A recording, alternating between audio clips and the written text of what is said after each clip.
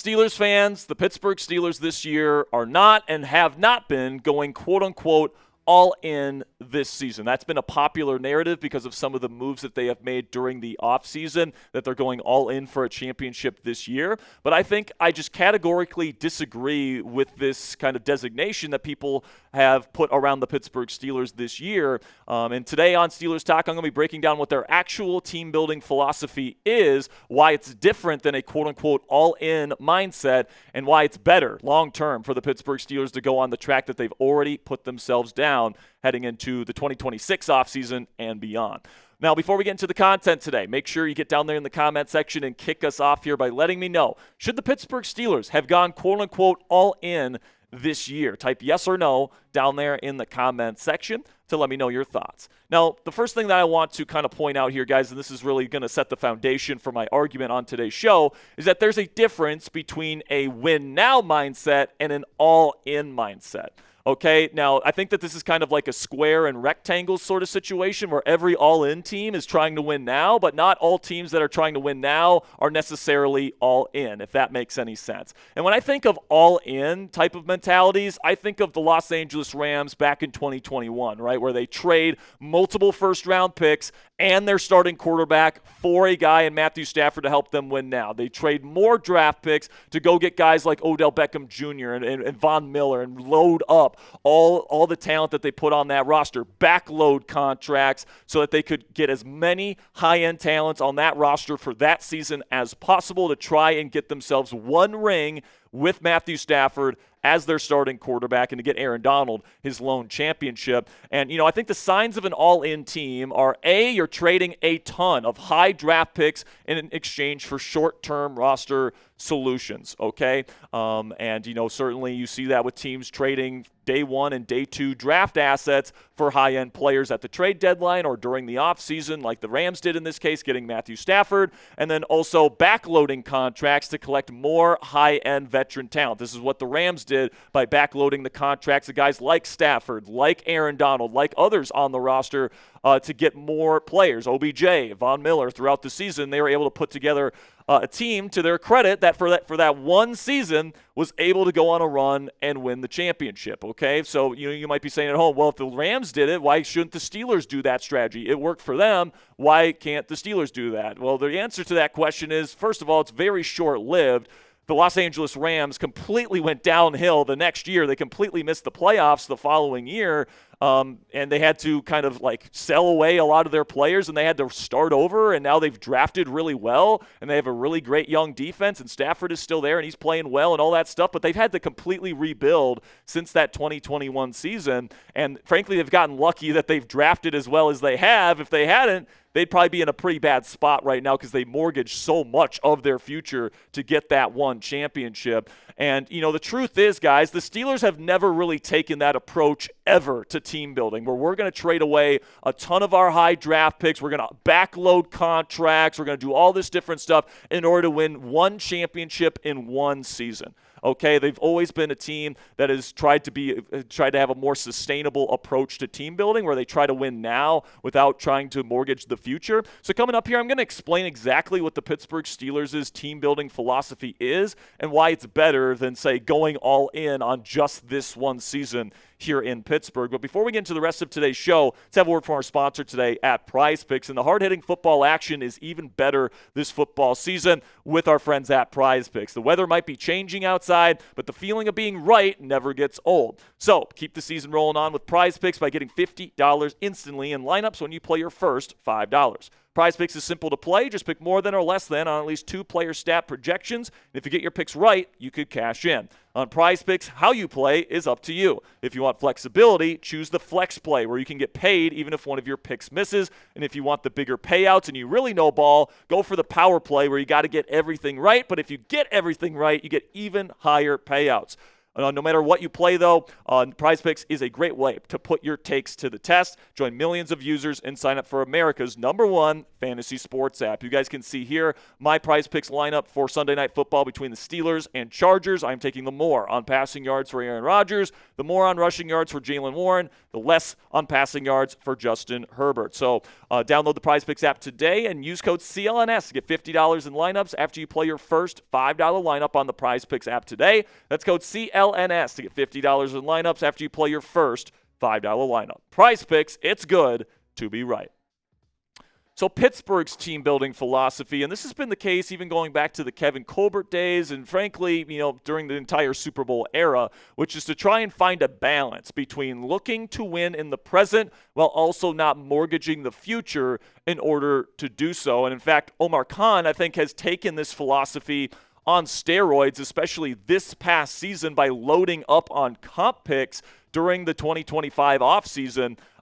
And I mean, right now they're sitting with 12 draft picks right now. So they certainly have the foundation to build for the future, but they've also made a lot of big time win now kind of moves that indicate that, yes, they are trying to win a Super Bowl this year in the short term. Okay. They brought in Aaron Rodgers, a 41-year-old quarterback on a 1-year contract. That is a short-term solution at the quarterback position, and they brought him in because they believe that he can deliver a Super Bowl in the 1 or maybe 2 years he spends as the starting quarterback of the Pittsburgh Steelers. They also traded a second-round pick in this year's NFL draft to make sure they got their #1 receiver of the future in DK Metcalf. He is here for the next half decade, so that's kind of a win-now move, but also a move for the future. They brought in a 34-year-old corner in Darius Slay in the final year of his career. Now, that signing certainly hasn't panned out as much as some of the other moves, but it was still a win-now move they made this offseason. Then they traded for Jalen Ramsey and Jonnu Smith, 2 veteran players that they believe can help them out on both sides of the ball, and they have certainly made some contributions, especially Ramsey on the defensive side of the ball.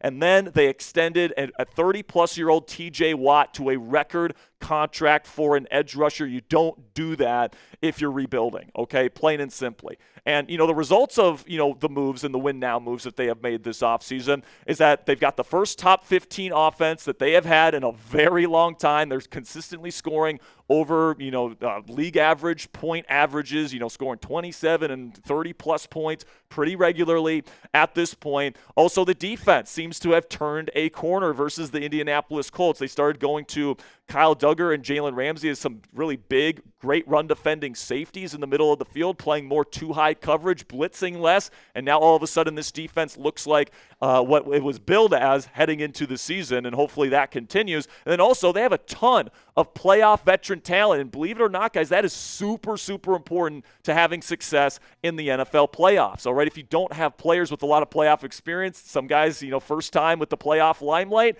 they can shrink. That's not going to happen with guys like Jalen Ramsey and Aaron Rodgers and all these guys that have won Super Bowls that they have brought in. So certainly this is a team capable, if they can put it all together, to compete for a Super Bowl championship this year. However, none of those big moves that they made this offseason jeopardized or threatened the future of this football team, and frankly has kind of allowed this team to accumulate even more draft capital, to get even more draft picks, and to inject this team with even more young talent in the years to come. I mean, you take a look at some of the things that they did this offseason to keep their eye on the future. I mean, they let multiple free agents walk in free agency. Najee Harris, Russell Wilson, Justin Fields, all these guys leave in free agency so that they could get more comp picks, which is why they have the 12 total picks that they have right now. Their entire free agency strategy revolved around stacking comp picks. They wouldn't sign players if it affected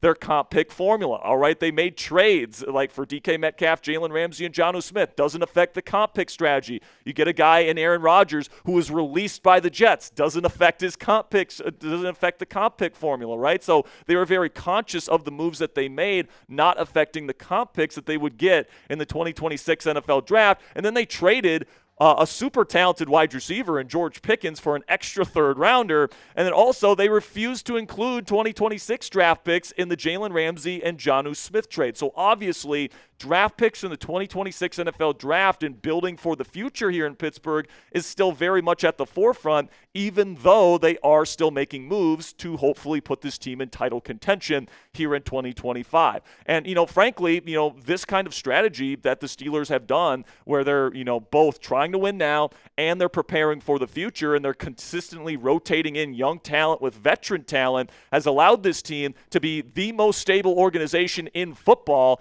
in the Super Bowl era. Okay, you take a look at all these accolades that the Steelers organization has since the Super Bowl era began. They only have 3 head coaches since 1969, and all 3 of those gentlemen will be entering Canton into the National Football League Hall of Fame, into the Pro Football Hall of Fame, and 2 of them are already there in Chuck Noll and Bill Cowher, and like it or not, Mike Tomlin is likely on his way there as well. They're also tied for the most Super Bowl championships with 6. They're second in Super Bowl appearances with 8. They're second in total wins from a franchise, and they're also second in franchise win percentage, and they are just behind the Dallas Cowboys, and they are likely to probably pass them in the years to come. They've been catching up in many of the previous seasons, and, they also have 21 straight non-losing seasons. That is tied for the NFL record with the Dallas Cowboys, and if they get more than 8 wins this year, if they get to 9-8 this season, it certainly seems like this team is capable of doing that, they will break the all-time NFL record for consecutive non-losing seasons, most of those under head coach Mike Tomlin. So this team with this philosophy has been super, super stable. Obviously, they've won a lot. And, when this team is rebuilding, they're going 9-8. They're going 10-7, right? We're not like the Browns where when we're rebuilding and we're trying to build for the future, we're not winning 3, 4, 5 games and our fan base is completely miserable. All right? When we're high, we're high. We're winning championships. We're doing a great job. But even in our low times, what makes this organization so great is that even when we don't have good quarterback play, even when we don't have good offensive coordinator play calling, stuff like that, this team still finds a way to get to 9 and 10 wins, and for this team to be somewhat entertaining to watch throughout the course of that rebuild. And with 12 draft picks next year, Pittsburgh, didn't need to mortgage the future to go get another wide receiver at the NFL trade deadline this year. Now, personally, I probably would have offered more than Omar Khan did for Jakobi Meyers, especially because, listen, man, the Steelers don't have a big body route runner with excellent hands the way that Jakobi Meyers does. I think Calvin Austin III is a good route runner, and he's got better hands than people give him credit for, but, he can't run block the same way Jakobi can, and he can't be as physical in his routes as Jakobi Meyers can. So the skill set that Jakobi could have brought to the table would have been a completely unique skill set that would have added something to the Steelers' wide receiver room. I completely agree with that take, all right? And I probably would have given up maybe a 4th and a 5th round pick to be able to go get Jakobi Meyers. But the Steelers didn't do that. And, the people that are crying about that on Steelers Twitter, they have every right to do so. But let's not pretend that this season is completely lost, all right? This offense, even without Jakobi Meyers, is an above league average offense, and it's only getting better as the season goes on. And then when you combine that with a defense that looks like it has the potential to be a top 5 unit down the stretch, this team really has a chance to be pretty darn dangerous come playoff time, even without Jakobi Meyers on the roster. Also, with those picks that we kept, we also know that Omar Khan is going to use those picks well. He has been one of the better drafting GMs in the National Football League, especially when it comes to early round selections in the entire league since he took over as the GM of the Pittsburgh Steelers. Let's just take a look at the picks that he has made with the guys that he has selected in the first 4 rounds of the NFL draft in the first 3 years that he has been selecting for the Pittsburgh Steelers. All right, you got Broderick Jones. He's your starting left tackle. Joey Porter Jr., one of your starting outside corners. Keanu Benson, one of your starting defensive linemen. Darnell Washington has a very prominent role in the Steelers' offense. Nick Herbig, maybe the best rotational edge rusher in football. Troy Fautano looks like a future All-Pro right tackle. Zach Frazier might be a future All-Pro center. Roman Wilson, he's your starting number 3 receiver right now. Peyton Wilson might be a future All-Pro linebacker. He looks incredible. Mason McCormick has looked terrific this year at right guard. And then this year, you get Derek Harmon, who has looked awesome in his first year in black and gold. Caleb Johnson, we'll see. And then you got Jack Sawyer, again, we'll see. But both of those guys certainly have promise as well. So Omar Khan has done an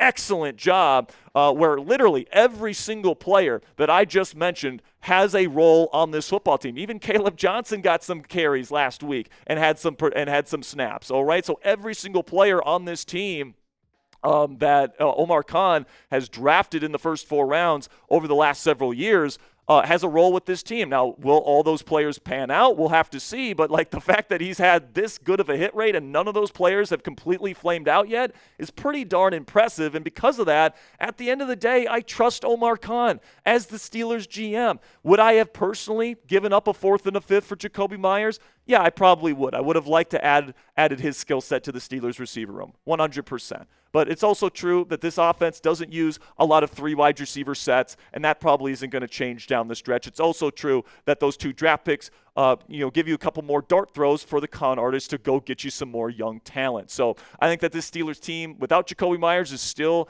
a potentially dangerous team in this league, especially come playoff time. And at the end of the day, man, I trust Omar Khan to do his job and do it at a high level. So let me know what you guys think down there in the comment section. Do you trust Omar Khan as the Steelers GM? Type T if you trust him, or type D if you don't. For me, I still have a high level of trust in the con artist. Let me know what you guys think down there in the comment section. That'll be it for today's edition of Steelers Talk by Chat Sports. If you guys like contextual, nuanced, in-depth Steelers videos like this every single day, that's what we try to provide for you guys here on Steelers Talk. And it seems like a lot of people think that that's what we provide because we're the only individually run Steelers news channel with over 100,000 subscribers. So if you guys want to join that over 100K Yinzers that have already clicked that subscribe button, do that for me right now. And until next time, guys, here we go, Steelers.